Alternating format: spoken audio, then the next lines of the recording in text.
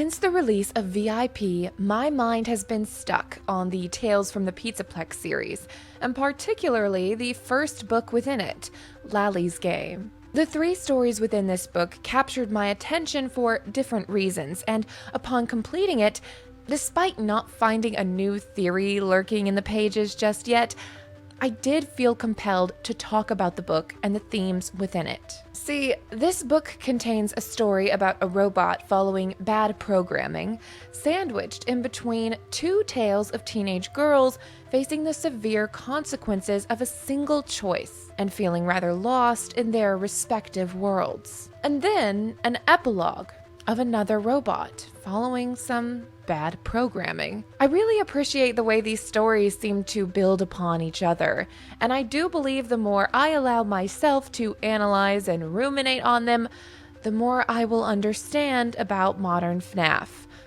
Hopefully.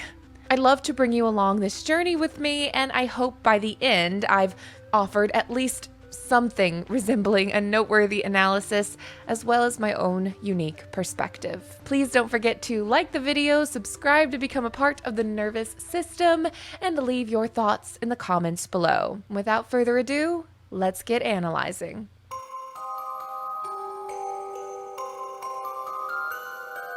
Okay, so I actually made an entire video about this story already, so please watch that video for a full summary, but very briefly, Frailty is about Jessica. Okay, hello.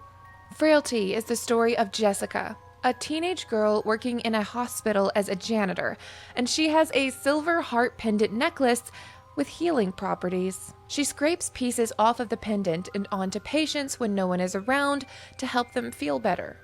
But the more she scrapes off, the more frail she becomes. It is clear that she is about to run out of pendant and has to make a choice to either spend her final night at her school prom or use the last of the pendant to save a teenage girl in the hospital who is quickly declining in health. Everyone around her convinces her it's okay for her to go to prom. However, when she leans in to kiss her crush, she begins to fall apart, revealing that she is actually made of rusty metal scraps, and the necklace was the only thing keeping up her human appearance. The story ends with her rushing to the hospital, using the last of the pendant to save the sick girl, and then becoming a pile of junk.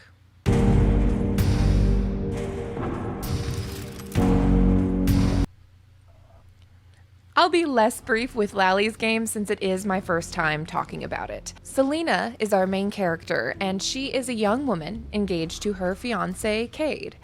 Both are stereotypically attractive, successful in their respective careers, and very much in love. They are preparing to move in together when Selena notices an old chest Cade has brought with him. She questions this as they agreed not to bring anything old with them into their new home. He says it is just keepsakes from his childhood and promises to hide it out of her sight. Selena can't stop thinking about the chest, however, especially after she finds old pictures of Cade at Freddy Fazbear's Mega Pizzaplex as a child, playing in an attraction called Lally's Game. His mother explains to Selena that it was his favorite game, and that Lally was an animatronic in the game that was meant to be a companion for lonely children. She seems to imply that it was a bit of an obsession of Cade's. Lally is described as a little white robot with black eyes, and Selena is unnerved by him.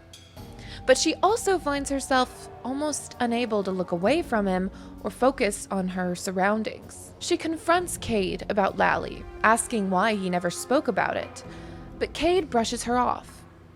Later, she goes on to try to break into the trunk as she cannot stop feeling suspicious about the way Cade refuses to talk about it or Lally, especially since Cade's mother told her that Lally was stolen from the Pizzaplex, and Cade didn't put the trunk where he said he would. Cade comes home as she is attempting to break into the trunk and is terrified to find out she was trying to open it. He rushes to it, only to find it empty. Cade is very much on edge after this, though Selena believes he is delusional. That is until she herself sees Lally in their garage. Strangely enough, This does not lead to Selena and Cade working together to trap Lally back in the trunk. Instead, Selena struggles to accept what she saw as reality and wonders if she is losing her mind or just sabotaging her own happiness. She decides to go back to Cade's mom again to find out more about Lally. It is then that she learns that a child named Daniel sneaked into Lally's game while Cade was playing, and he later died in a horrible accident. Cade's mom does not reveal any more, and Selena assumes the worst, that her new husband murdered Daniel as a child. She rushes home to pack some suitcases as quickly as she can and flee the house. But she can't stop feeling like Lally is watching her. Cade rushes home behind her and puts a hand over her mouth to prevent her from speaking. He explains that he did not kill Daniel. Lally did. The game was just for two, and Daniel was one kid too many. We also learn that Lally was not stolen. In fact, while the Pizzaplex was going through renovations, Lally's attraction was damaged, and according to Cade, Lally escaped. Ever since then, he stalked Cade. Since Lally's game was hide and seek, Cade knew he needed to trick Lally into hiding somewhere he couldn't escape from. That is why Lally is locked away in the wooden chest. He was able to get Lally to hide inside and then lock him in. Selena had freed him, and now Lally was able to follow his programming, so he played hide and seek. And for some reason, Selena still doesn't fully believe Cade and decides to knock him out with a lamp and try to escape the home. However, in a panic to create distance between her and Cade and Lally, she finds herself upstairs, not near any exit. She attempts to hide, which is predictably a mistake. She hears one word in a whisper right before the end. Hi. This story ends with Cade waking up to find Selena's remains. Time jumps forward and Cade is moving into a new home with a new partner, Debbie. She also makes a comment about the old chest, and Cade waves it away as baggage from his past. They leave it in the attic, and in the dark, two white lights peer out.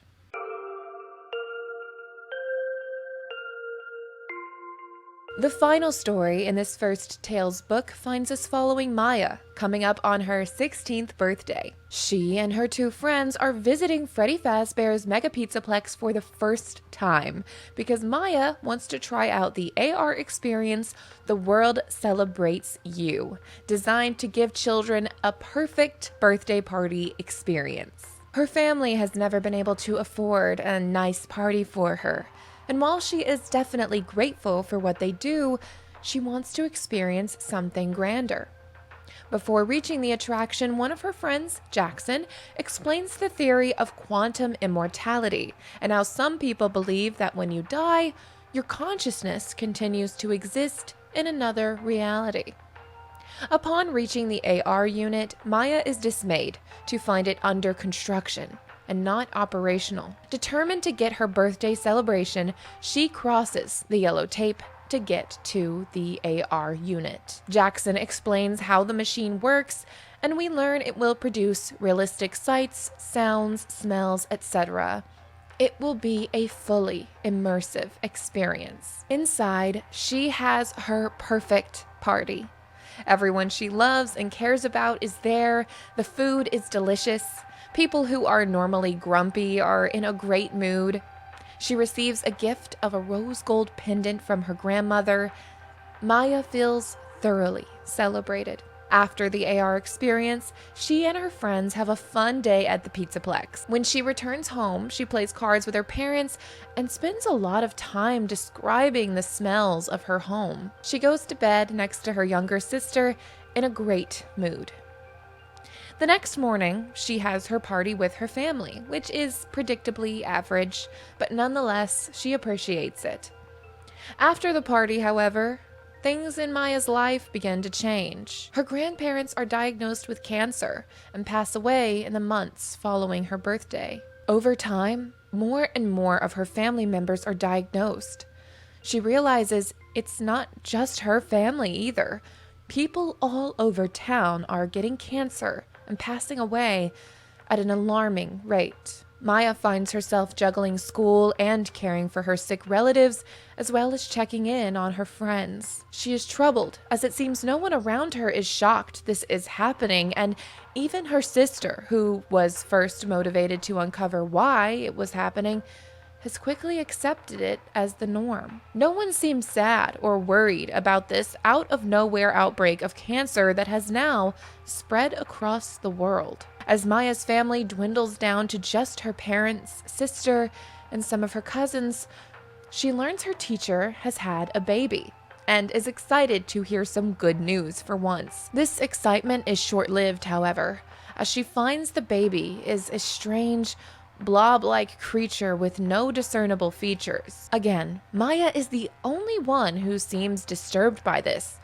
No one is put off by the way the blob creatures look, nor the way they grow at a rapid pace and are able to multiply all on their own. Even after meeting with her pastor, he explains how they are all seen as equal in God's eyes and tries to reassure her that everything is okay. All throughout these horrible couple years of sickness and confusion, Maya has had a mild headache that she can't shake.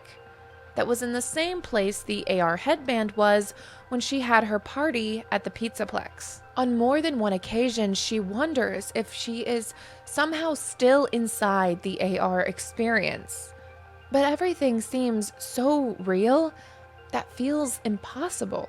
Maya slowly loses everyone in her life, and now finds she struggles to even cry. The world has lost its color, and she feels truly hopeless. As she gives her sister medicine, she wonders why she even bothers, but she feels like she has to do something and refuses to stop trying. Suddenly, a window in her home breaks open, and her house is flooded with the blob creatures that have been rapidly multiplying in her town.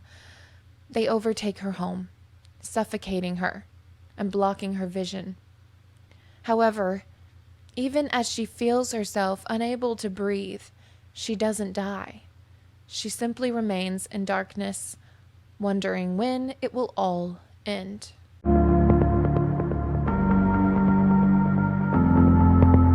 Now, before I go into the epilogue from this book, I want to point out the parallels between Frailty and Under Construction. At first glance, these two stories may seem fairly different, but they boil down to very similar plots. A teenage girl with a good heart suffers dire consequences for a single bad choice they make. They both receive pendants, and they are both centered around an illusion. They both care for the sick and feel a duty to help, even when it is to their own detriment. They even both have a heart-to-heart with a religious leader, and both stories end with the girl dying.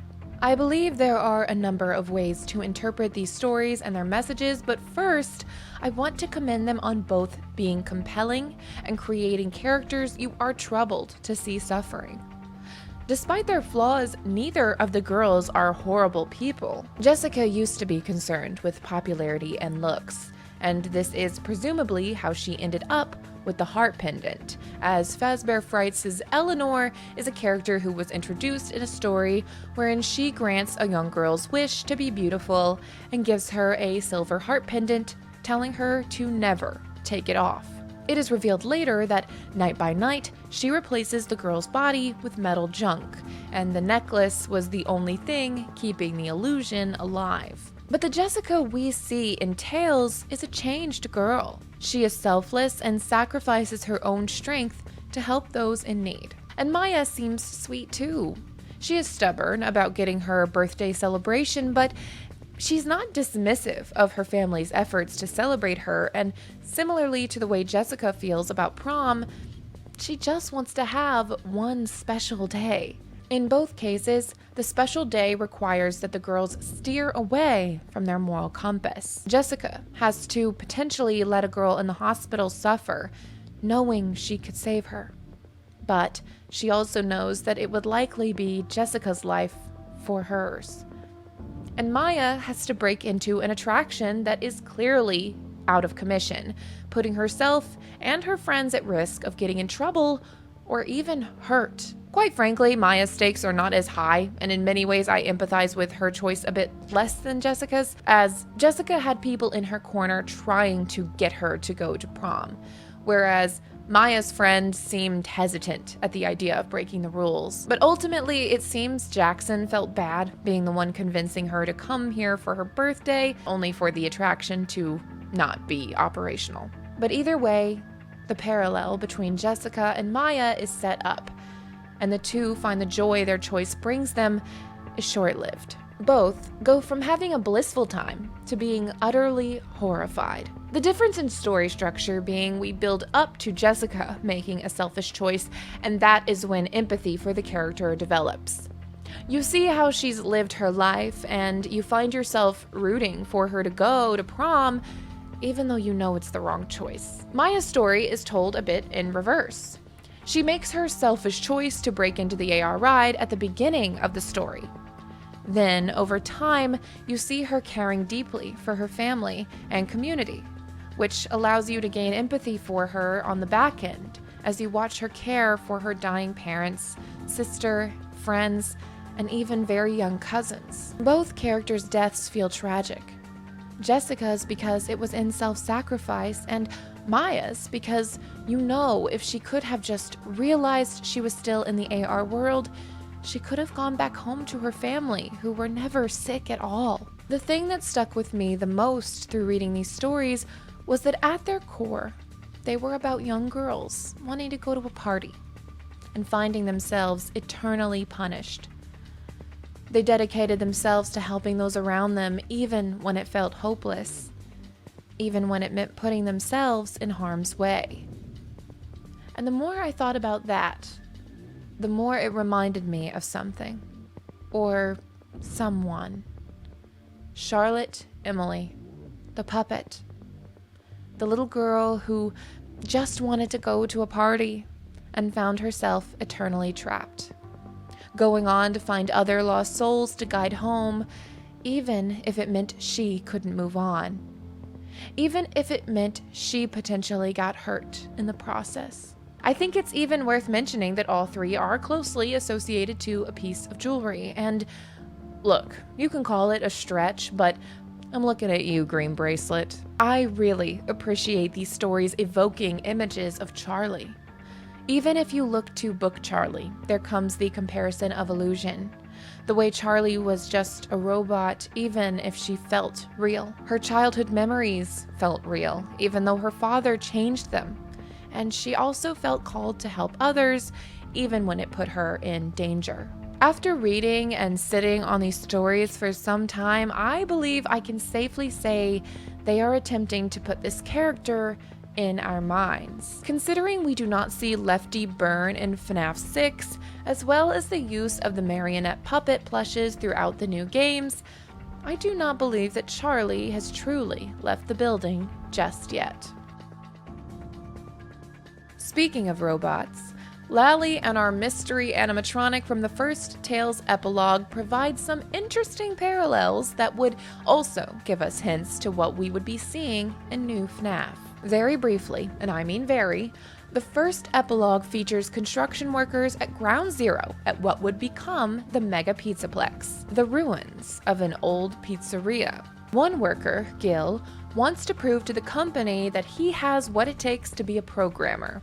So when a mysterious shipment of animatronics arrives way too early, and one of them seems programmable, Gil gets to work. He feeds the rusty old animatronic code to get it to perform the basic task of disassembling the other animatronic's limbs and putting them into piles. The animatronic gets right to work, but because it cannot distinguish man from bot, it ends up tearing off Gil's limbs.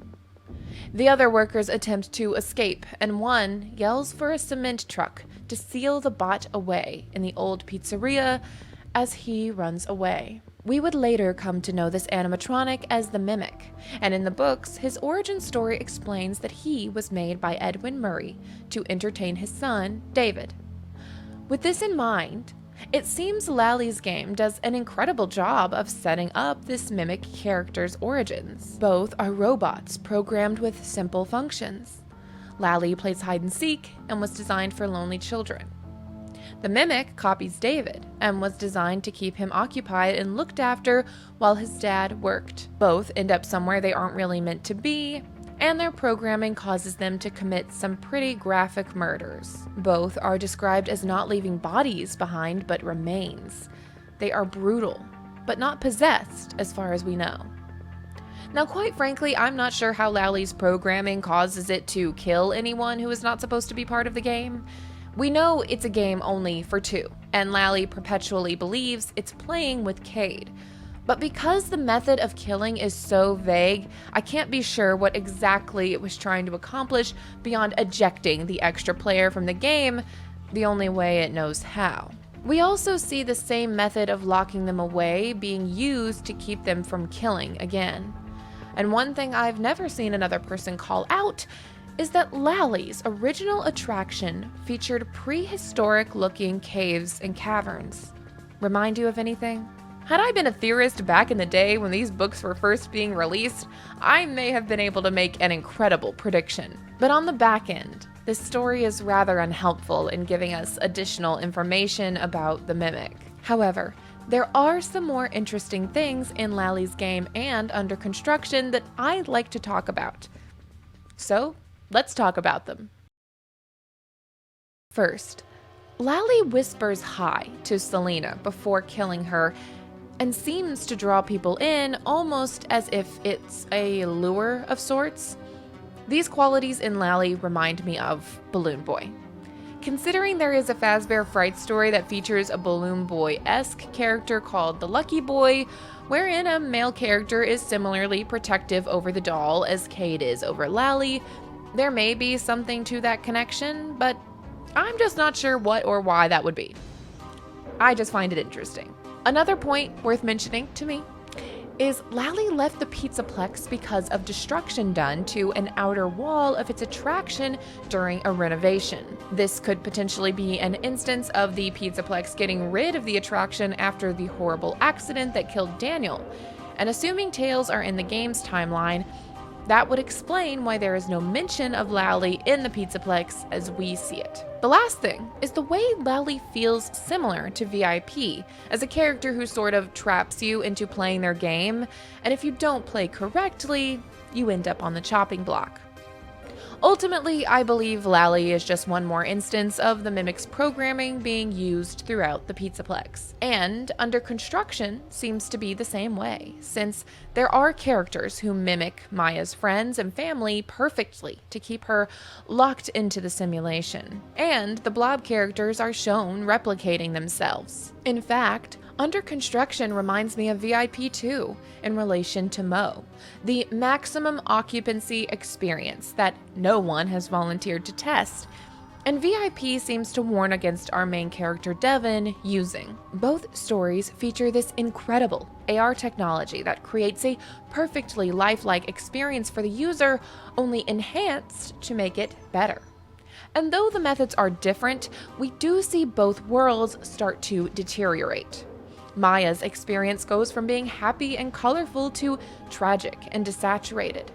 Meanwhile, Devin notices the world around him literally starts to deteriorate before he pulls off the Mo headset. And while these two stories may seem different in the sense that Devin appears to get out of the Mo, there is an argument to be made that he's still inside it. See, in order to get the final ending of the game, you have to go into Mo 2 times. Once when you're already inside of Mo, so you can get your score high enough to enter VIP's greeting room. However, when we take off the headset, we're only described as doing it once. Now, frankly, I believe it's more likely that we completely exit Mo, but there is a chance that we don't.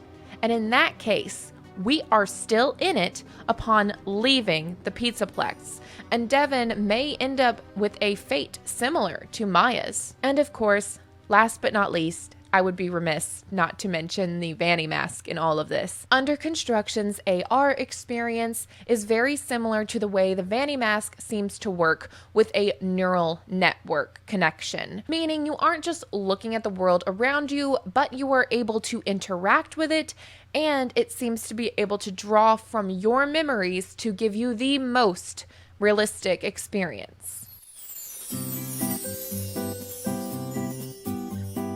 Okay, I believe we've pontificated enough on these stories and their potential connections to our new games. And at the end of the day, I think they did a great job setting the tone for Tales books to come. I have heard a few complaints about the pacing issues in Lally's game specifically, and I would agree that it feels really slow compared to the other two stories.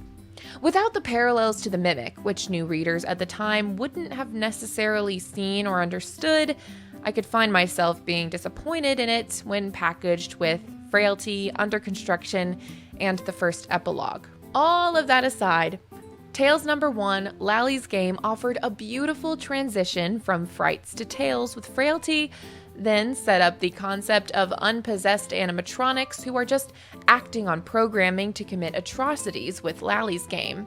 And it ended introducing us to a lifelike AR in Underconstruction, with a world that is indistinguishable from ours, setting up the Vanny Mask and the idea that we can't necessarily trust what we see in the games. Then, of course, it teased the introduction of our new big bad, the Mimic.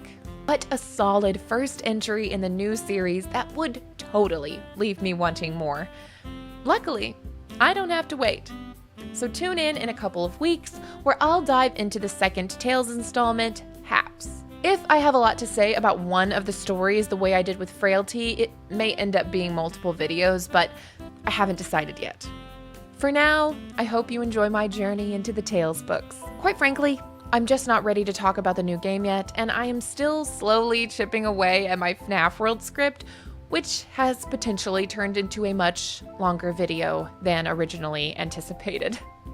But thank you so much for watching, and if you haven't already, please consider liking the video and subscribing to become a part of the Nervous System. If you're serious about impacting the system, become a Spark for only $1 a month. It's just a way for you to financially support the channel, and I feature your name at the beginning of my videos. I post behind-the-scenes content, pictures of my animals, and sometimes ask for advice about topics I'm considering covering. Let me know what you thought about today's video in the comments, and remember that I go live on Wednesdays and Fridays.